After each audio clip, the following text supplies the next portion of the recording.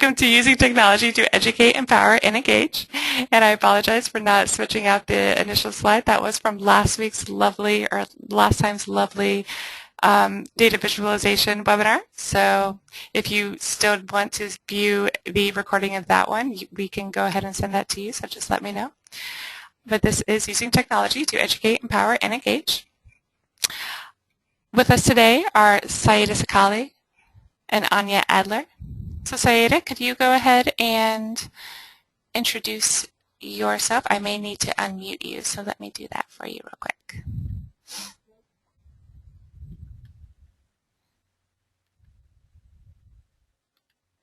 All right, Saїda, go ahead and start.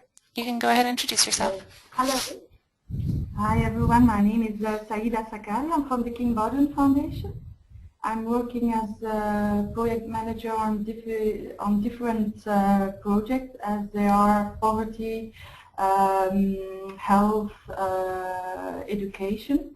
So the title of this seminar for us is the most important link is of course empowering and education. So that's in a nutshell what our project was going on. I don't know, is it now to Anja to introduce herself, or should I start directly? Or? No. We can go ahead and have Anja introduce herself, and then there's just a couple more things that I wanted to tell everybody. So Anja, go ahead and introduce yourself. Yes, hi everybody from my side as well. First of all, I've been told that it sounds like I'm in a very big room, and it's because I am. I'm sorry if you can hear an echo while I'm talking. I apologize for the inconvenience. I was communication manager for Stiftung Mercator's educational project for two years. And aside from this responsibility, I helped develop the foundation's social media strategy and also helped to implement it. As of December 1st, I now concentrate on the second task I just mentioned as social media advisor, as a freelancer for the foundation, in case any of you were wondering why I'm not on the website anymore. But if you do have questions concerning Stiftung Mercator's communication team, you can always contact Victor Hartmann, who's also participating today as an attendee. But also feel free to contact me if you have any question afterwards. Thank you. Okay, thank you so much, Anja. And also with us today is William Coonan from TechSoup, and he will be helping out with chat. So if you see his name pop up when you type in a question, that's who that is. And again, we will be going in order of first Saїda will be talking with us, and then Anja. In between the two presenters, I will be taking one or two questions. Everybody is muted automatically, so we will be reading those questions out loud to the presenters. And at the very end of the session, we will also be taking questions. If for some reason we don't get to all the questions today, I can go ahead and forward those questions to the presenters, and I will see if they can get back to you on that. And before I did hand it over to Saїda to get us started, I did want to thank the Microsoft Unlimited Potential Grant, which in the Community Technology Skills Program, which has made this webinar series along with the European Foundation Center possible. So I did want to send a really big thank you out to them. So with that, Saїda, I'm going to go ahead and hand the control over to you. Okay, thank you. No problem. So I will open and then show now my screen. So it's okay? Okay. So we are the King Baudouin Foundation. We are a Brussels-based foundation. We worked on the issue on serious gaming.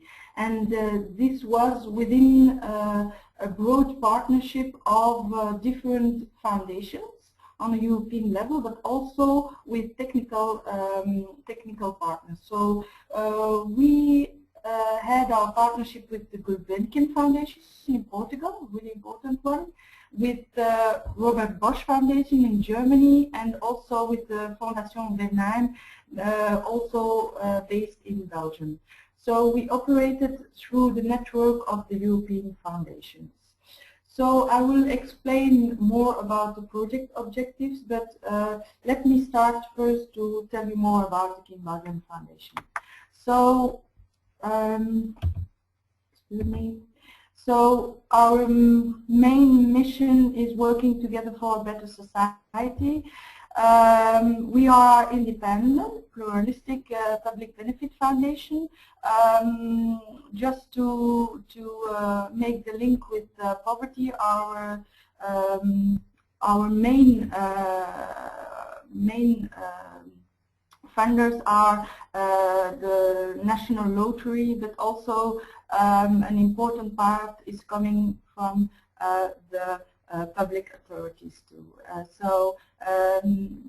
Next to that, we have also more than 300 funds that are here within the foundation, and we have an independent management, and we have a public goal.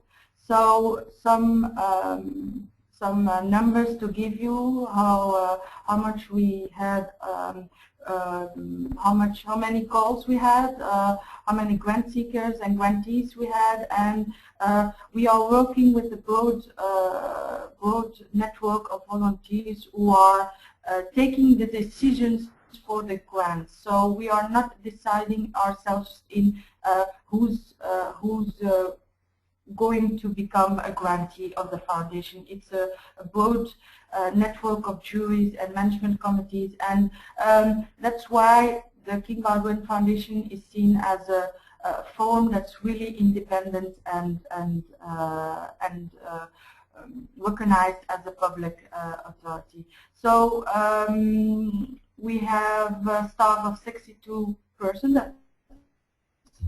That's not many, but we try to be operational and also a grant-giving foundation using different methods to achieve our goals.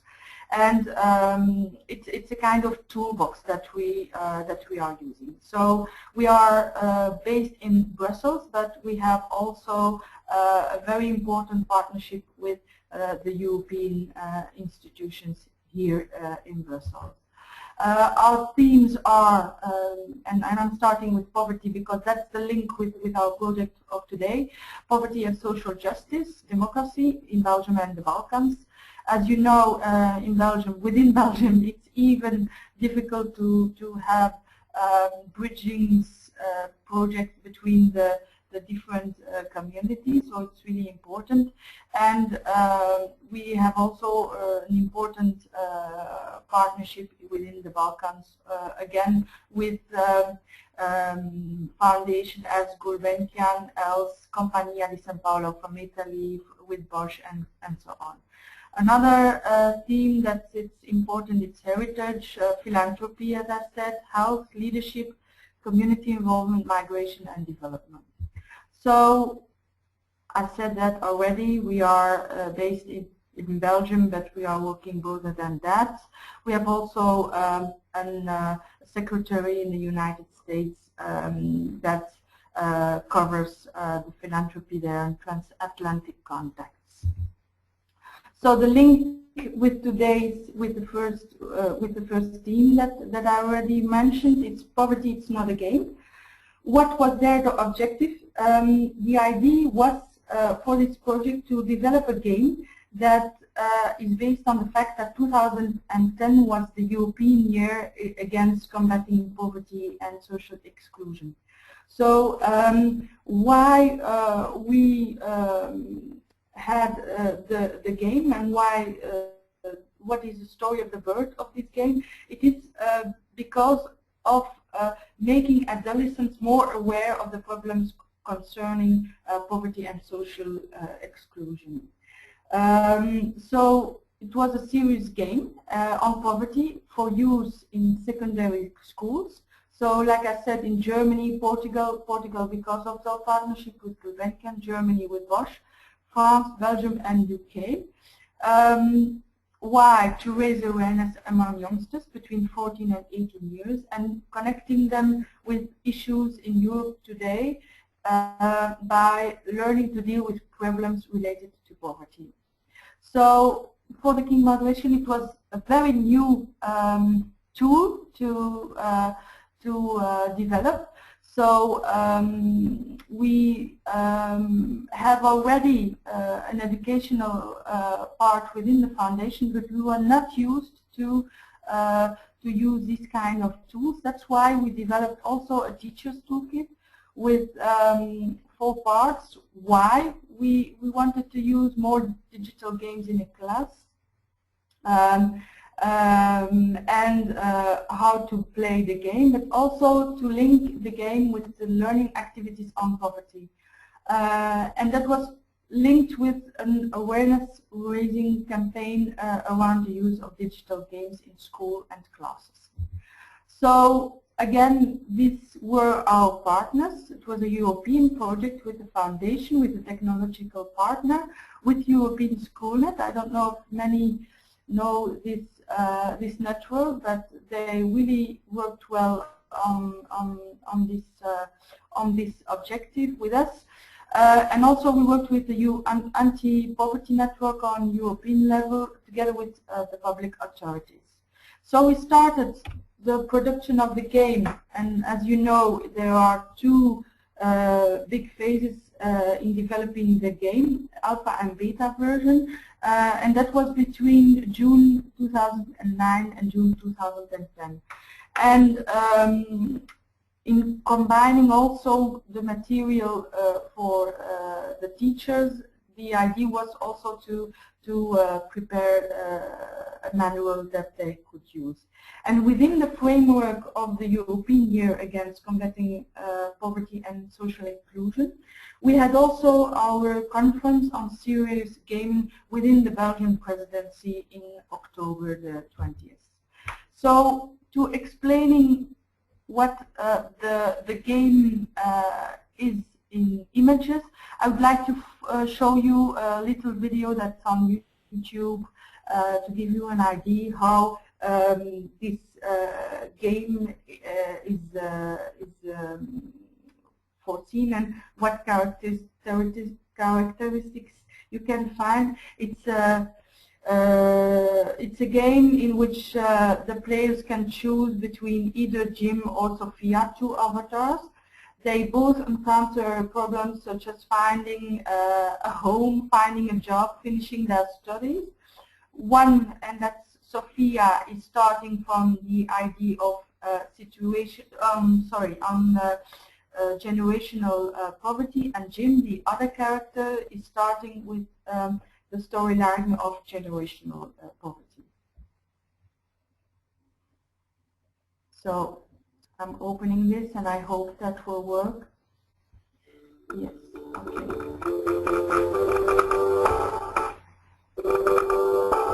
We wanted to raise awareness about the problems people in poverty face and how better to do that than to talk to young people, and we wanted to do that in their language through their medium, so we built a serious game about this poverty.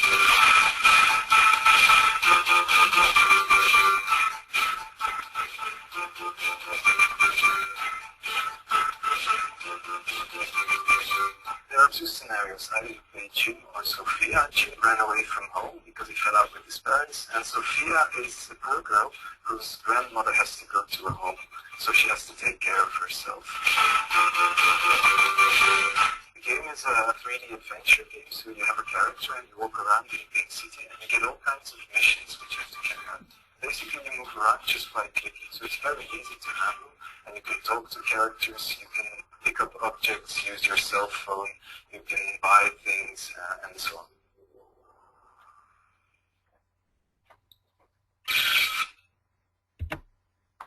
So I tried to come back. Okay. Try to come back to my slide. Yes, okay. Excuse me. So, what was I? So, why we did that? Because poverty is an important issue for us, and more and more we are thinking that it's also important to link this kind of tools for bringing this to youngsters, because it appears that there are some effects for learning, for educational learning, that is really appropriate to use this kind of tools. So it's also, as I said, within the partnership of European Schoolnet, it was putting in advance that the use of serious games, it's coming up in school and classes, and it's really important to prepare educational settings on this trend. And also the learning effects are also important, because by this kind of tools it's also kind of experience learning, and to give very good experience on how poverty is experienced and how it can be an interesting issue to trigger youngsters and to show more interest in this kind of issues. So this is a handbook that we've developed for the teachers. So it was a handbook that we've launched in 4 languages, in English, French, Dutch and Portuguese. And what we've seen now, that already 38,000 pupils already played the game. So that was our first target group. Our second target group was the poor people themselves. So we had them in the alpha and beta version of the game, to test and to discuss how poverty is presented in the game.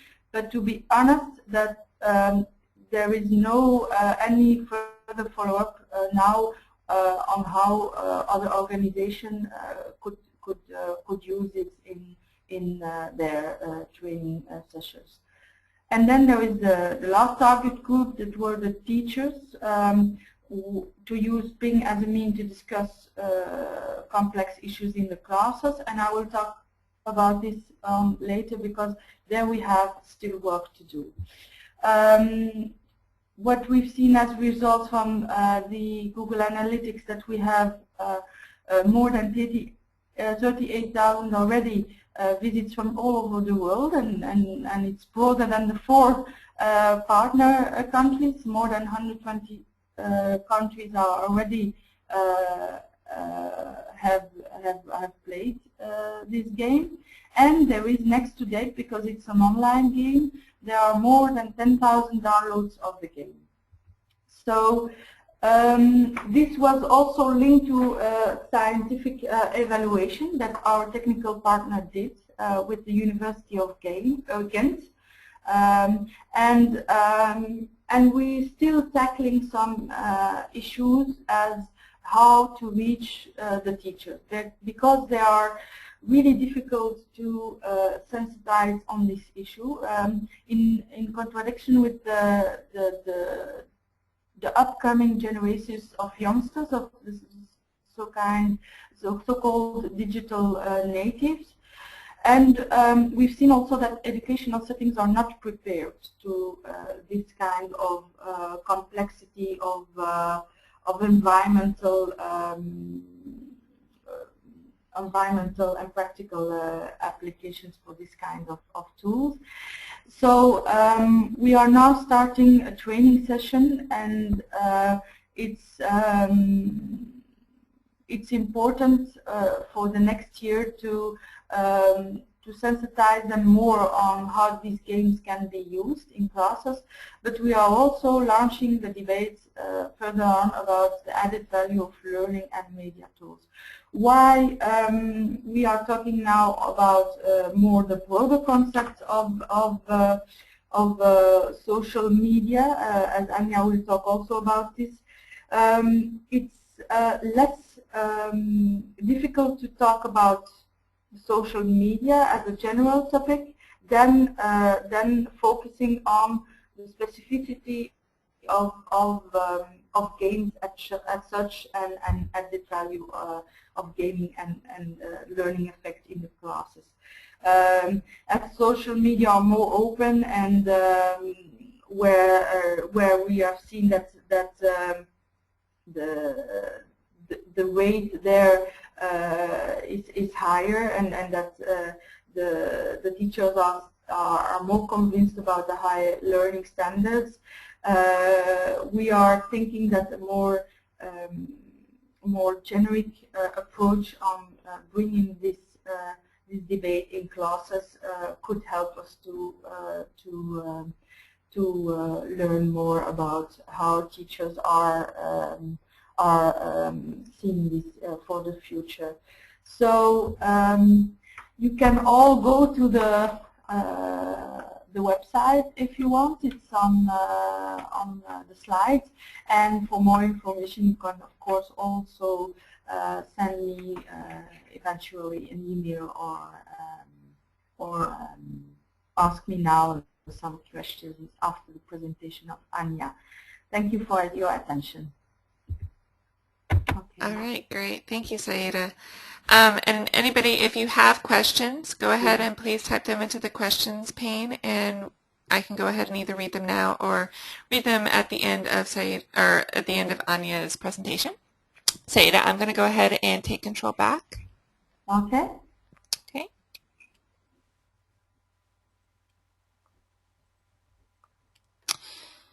All right. And Saїda, I was actually curious if there had been initially, because I know you had talked a little bit about the difficulty of getting the game accepted among teachers. Was there any initial positive reaction among teachers that you found?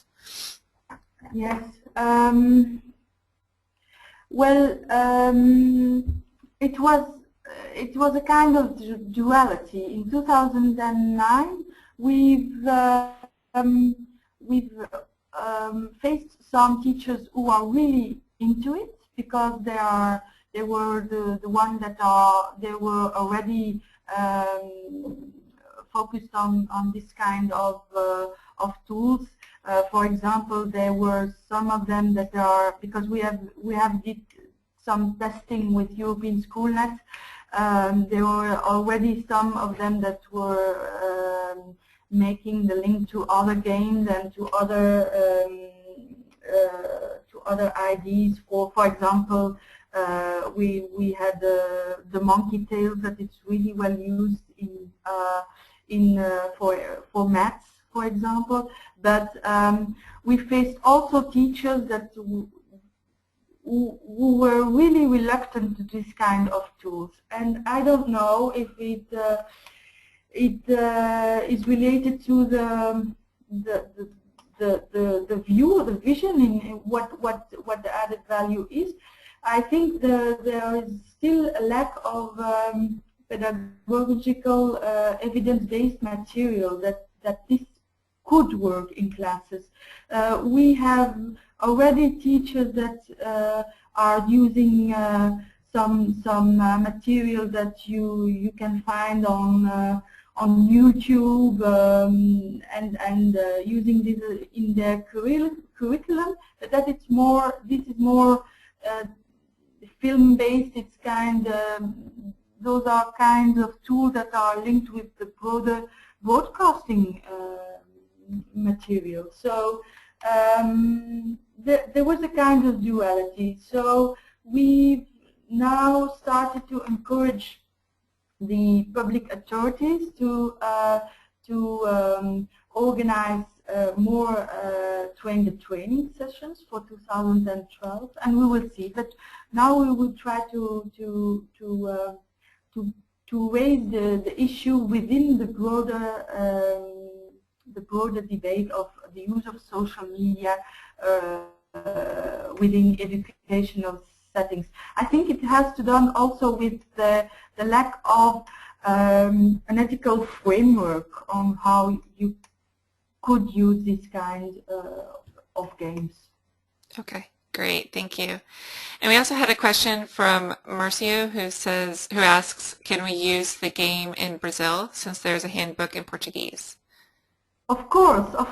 Go on and please make it available for all. It's free, and you can play it in Portuguese too.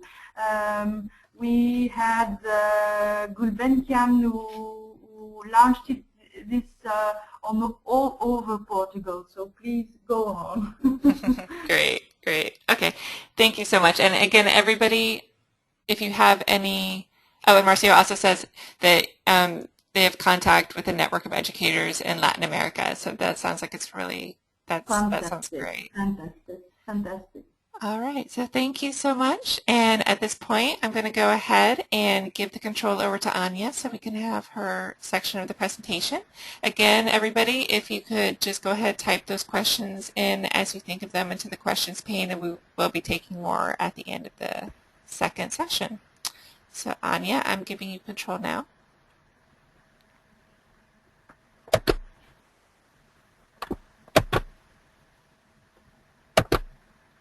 So, hi everybody again. You've already heard a little bit about me, but before I start talking about the project I'm presenting today, the Young Islam Conference, I would also like to say a few words about Stiftung Mercator. As you might know, Stiftung Mercator is one of the largest private foundations in Germany. We're based in Essen. And the leaders, integration, climate change, and cultural education. Well, today I'm going to be talking a bit more about our integration cluster because that's where the Young Islam Conference is set. For this cluster, we have set the goal to eliminating the inequalities which exist or still exist between people of migrant and German origin. And to achieve this, we mainly concentrate on changing educational policy. But we also, and this is relevant to the Young Islam Conference, we also find it important to shape German society and its relationship towards immigration and migration, and kind of to change the dialogue concerning Muslim culture and Islam as a religion. So the project I'm presenting today aims to involve future generations to have a say in just that, in that shaping of society. But allow me one more introductory remark before I go on to the details of the project. Why do we even think that social media is relevant for our work? Well, there are many reasons, but most of all, we believe that the people we work with are, as a foundation, our greatest asset. Of course, we grant money, but basically it's the people, our supporters, our stakeholders, our innovators that really contribute to change. And apart from personal meetings, social media are the ideal tools to stay connected. So next I'm going to tell you a little bit about the Young Islam Conference, which is mainly a discussion platform similar to the German Islam Conference. And I'm guessing most of you are not familiar with the German Islam Conference, so I will say a few words about that as well. Well, the German Islam Conference is a dialogue forum. It was initiated in 2006 by our Ministry of the Interior, and the idea is to bring together representatives of the German Muslim community, some organizations, some individual members, and state representatives to discuss pressing issues. The focus of this dialogue group is to discuss the relationship of Islam as a religion and the government and German law.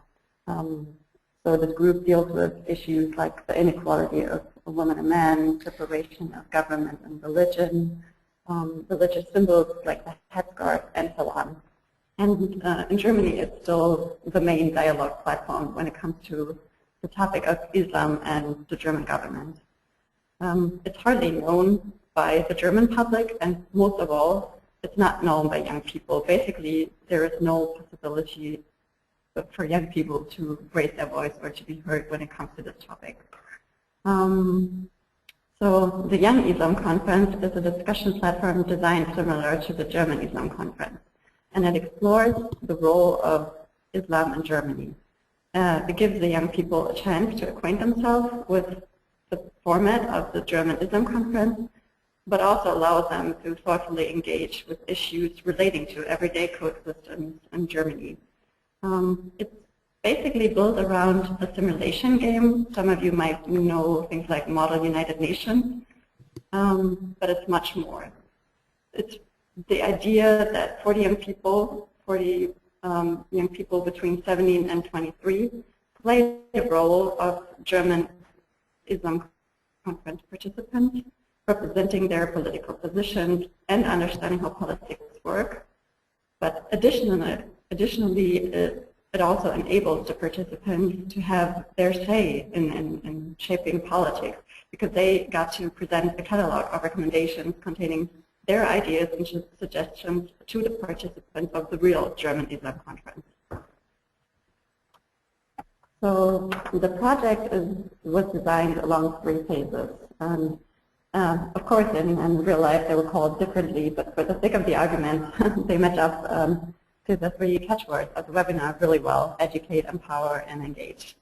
So first phase was the preparation phase, as we called it, in January of 2011. And here all the participants got a 100-page reader with background information on the topic of Islam and on Muslims in Germany, but also on a German Islam Conference. And they also participated in a 2-day seminar to exchange knowledge and discuss with experts. The second phase was the actual simulation game, where on the first day of a 2-day weekend, they replayed an annual meeting of the real German Islam Conference, taking over the roles of the participants. And then on the second day, they kind of stepped out of their roles, and with all that knowledge and that experience at hand, they participated in workshops and came up with the recommendations. They then, in the third phase, handed over to the Minister of the Interior at a real German Islam Conference meeting in March of 2011. They were actually also invited to speak at the forum of the German Islam Conference meeting last year. And part of that third phase is also the continuing project work with the alumni. So all 40 members are still in contact and are still contributing to the ideas. We used social media tools basically in all 3 phases to support the main objectives of these phases. So let's look at them. During the preparation phase, for example, the main idea was to support the exchange of knowledge, to learn together, and to establish a group feeling. And we basically used a Facebook group as our main channel for communication. But in addition, in this early phase, it was also important to not only use those new technologies, but also to talk about them. We used a lot of time during the seminar, but also before, to reflect and talk to the participants about the role of media in general when it comes to the coverage of the topic of Islam, but also about using different communication technologies. During the second phase, during the simulation game, our main goal was to provide live coverage and to open the discussion and engage circle of friends of the participants. Because, I mean, I mentioned it's only 40 people who had the chance to participate in this project. Here we mainly use our Facebook fan page at Stiftung Mercator, but we also provided for Twitter coverage via a hashtag. And the really good thing was that we had, during the simulation game, a media group who took over the role of the media doing live coverage of the simulation game, but then they were also the ones who were most aware of the role that media can play. So they were mostly the ones who were the first in the networks in real life as well.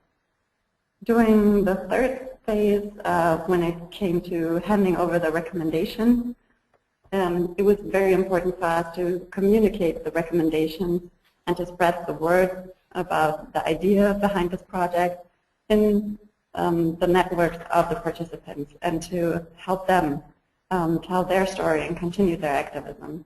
Here we programmed an online petition and voting tool based on a blog, and then incorporated different social media tools like Script, YouTube, and Flickr. So after this broad overview, I would like to look at those three main tools that we use, the Facebook group, Twitter, and the blog, and share a few lessons learned with you. Well, first of all, the Facebook group, which is actually a very easy and successful tool to use. We offered this network, and I think that was part of the key to success very early in the project.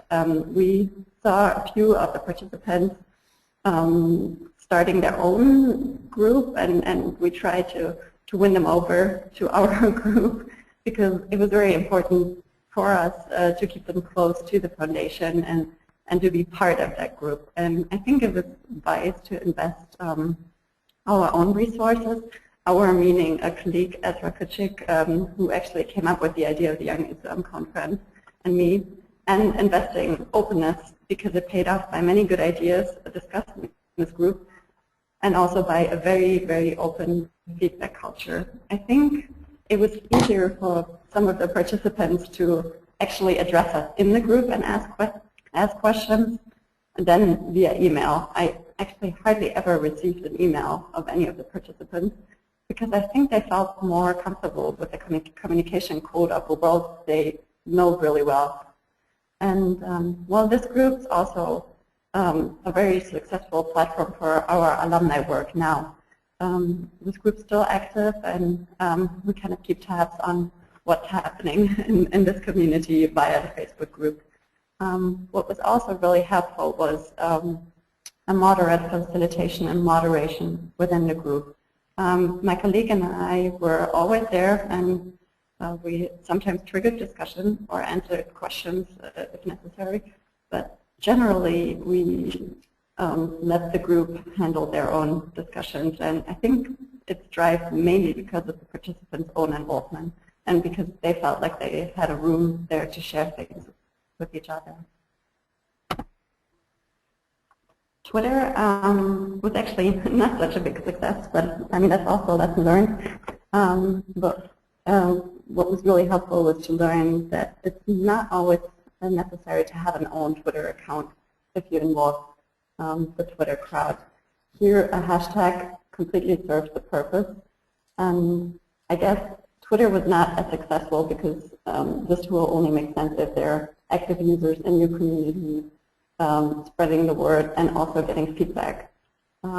We only had 2 people who were on Twitter, and they were really active, but all the other participants were only on Facebook. So I think that was part of the reason why Twitter wasn't as successful. But I would like to share a short episode explaining how Twitter could be a very good feedback channel. During the first phase, during the introductory seminar, the preparation seminar, we had a dinner speech by a very renowned professor. And after his dinner speech with a few very provocative statements, he asked for questions in the room. And one of the participants raised her hand and then stood up with her iPhone at hand and read a few questions aloud, which she had collected from her network via Twitter after she had tweeted his main statements. And I think that was a really nice thing to do. Well, finally, let's come to the online petition and voting tool, which was our main hub during the third phase, during the engage phase, as we called it. This was based on a blog and actually presented a very inexpensive and very viable alternative to programming a website for a program. First of all, and I will actually try to go onto the real thing now, hoping it works.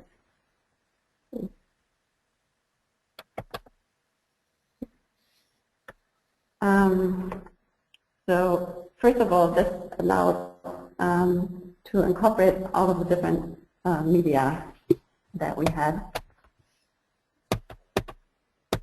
like YouTube coverage, a Flickr stream, Facebook, the wall, and thereby served as a storytelling platform and allowed for the participants to tell their own story. But then this blog also had a petition element where you could read the main proposal that the participants asked to continue the main idea of keeping young people involved in politics and continuing the Young Islam Conference. And here you could sign your name under this petition, and we gave the list of signatures to the Ministry of the Interior after 1 month's time. And then you could also, on another page, I will go to this in a minute. On another page, you could read all the 10 recommendations from the recommendation catalog and vote which one is most important to you. So there were a lot of elements where you could actually engage yourself and then support the group's demand. And of course, this blog had share buttons on all pages, and we programmed a Facebook welcome tag that linked to this blog, so it allowed for a very, very easy way for the participants to become promoters of their own cause. So, I will go back to the presentation now. Well, this is mainly what I wanted to share with you. There's more information about the project, and I've compiled some links if you have, if you're looking for additional information on the foundation. But I'd be happy to take any questions now as well. Okay, great. Thank you so much. We did have one question come in from Shane, who is asking if there was a fear of predators accessing the Facebook page. Well, there might be a twofold answer to this. Well, first of all, we have the group, which is actually a closed group. So all the participants were part of that closed group. But we had some discussion about the other issue when doing live coverage on the Young Islam Conference on our Stiftung Mercator fan page, which is open and has an open wall. And of course, we were a little nervous because, as you might know, that subject is very touchy, that there might be comments or anything. I think this fear always exists when you use social media. But we made sure that there's always someone watching what's going on the Facebook page during the time of the seminar and the live coverage. And actually, nothing bad ever happened. So. I hope this answers the question. Okay, great. Thank you. And again, everybody, if you want to go ahead and type your questions in, we can go ahead and get that now. And Shane actually gave an answer to your answer, saying closed group and someone monitoring. That's great. Thanks. And so I was actually thinking about the fact that you said that the Twitter group was not, or the Twitter hashtag was not as popular as the Facebook group. And I'm just wondering if you have any more insights into the reason behind that. And I don't know if maybe it's just an age group or a demographic that uses Facebook more than Twitter. But I didn't know if you had any insights into that. Yeah, that might be, and I think as well, I mean, consider again, only 40 people participated in this project, so, you know, it's also not a very representative sample, I guess. And in our group, there were only 2 Twitter users. Maybe, you know, in another group there would have been more, and the situation would have looked different. But yeah, I think most of them were between, I'd say, 17 to 20. So maybe Twitter is not not really their medium, and Facebook's much more popular. That's probably true. And then I was also interested, you said that the group is still conducting alumni events or alumni activities, and I was just interested a little bit about what they're doing right now. Yeah, well actually I haven't mentioned that yet, but we always try to connect online and offline activities because every good community needs online and offline, I believe. And for the alumni work, we have the group, but we also have real-world working groups, one that's concerned with social media. They help do the petition, and they now talk about community building and the blog. But we also had a group doing the documentation of the project. They actually developed the storyline themselves and produced a YouTube video. We have another group that's working on the continuation of the project and coming up with ideas how to develop it for the future. So they're working on actual content, and we try to give them the framework, the expertise, the necessary tools, but it's their enthusiasm that keeps it going. Okay, great. Thank you so much. And I'm looking, and I'm not seeing any additional questions. Oh, one came in. Marcia says, which are the ideas for continuation if they are ready? Yeah, we're still working on that, but it was, as I mentioned, it was a very small group in the beginning, so we're trying to think how to even involve more than just via social media, and how to make it maybe broader and help letting more people participate in the basic idea of an open dialogue about Islam and Muslim culture in Germany. Okay. And he also asks, as a follow-up question, does the group have a plan to expand its number or the number? Yeah, that's what I just meant. I mean, it doesn't necessarily mean that there need to be more participants, because the simulation game is based on 40 participants, because the German Islam conference has 40 participants, and they're kind of representative. But maybe there are other ways to include even more people. I mean, the petition and the blog was a way to involve more. There were 10 times as many who participated via the blog. But maybe there are even other ways, and we're still working on that. Okay, great. And while I wait to see if any other questions come in, I was wondering if first Anja and then Saїda could just give a wrap-up of maybe the top one or two things that you learned from the experiences that you've shared with us today. So Anja, if you want to go first with that.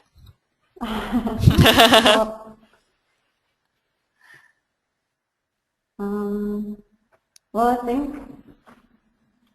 I think what I learned also reflecting on Saїda's talk is that there are a few social media tools that are actually almost mainstream now, and Facebook seems to be a good starting point, and there are others that might need some more time to develop. And what I also learned, and what supported every time I talk about this topic or hear things about it, is that every social media tool, every new technology needs the right framework. It needs people and resources and time to build around it. It needs an environment to grow and to actually be successful. Okay, great, thank you. And Saїda, do you have a wrap-up statement or lessons that you've learned? Yeah, this was a really interesting story of Anja. I really learned a lot. What I'm seeing is a kind of challenge that we are facing on how more traditional settings can learn about this kind of tools as Facebook and so on, and the role that educational settings can pick up in the new media learning environment, because it's there, and we need more competences and more assessment on this. And I really liked the idea also to start the difficult issue on, for example, Muslims. But first it was poverty, but it's the same in a broader context of social media. And I think if the framework is clear and the ethical aspects are developed, there is no reason to stress about this kind of new environment. Great. That's really, and I really found both of these stories really, really inspiring. So thank you both for sharing them with us today. And I'm not seeing any other questions come in. So if anybody does think of any questions after the fact that they want to go ahead and forward, I will put in my email address right now, and I can go ahead and forward those to our presenters. And let me bring up my last slide. And again, I do want to thank both of the presenters today. It really has been a really, really informative and enlightening experience, both listening to both of you and really throughout this entire webinar series. It's been really, really lovely. Thanks for having us. Thank you so much. And just a little bit about who TechSoup is. Again, I'm from TechSoup, and we do provide nonprofit resources to nonprofits about technology and technology donations. That's just a little bit about us. And again, I do want to thank the European Foundation Center. I want to thank the Microsoft Unlimited Potential Program. And I do, again, want to thank our lovely presenters and, of course, all of our attendees today. So thank you, thank you, thank you. And I hope you all have a lovely day. And again, I will be sending out a follow-up message within a day or two with all the links and the recording of today's session. So thank you again.